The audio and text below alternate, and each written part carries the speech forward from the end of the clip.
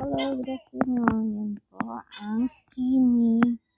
Ang skinny na onion natin. Tingnan mo, lagyan ko ng lupa.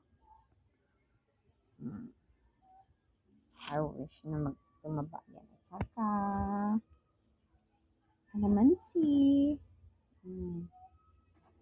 Yan, wala pa.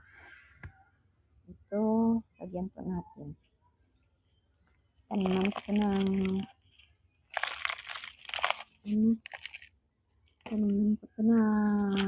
okra. Para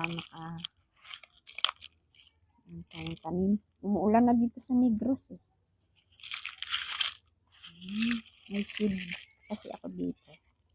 Kaya magtanim tayo hindi biro kasi nga umuulan.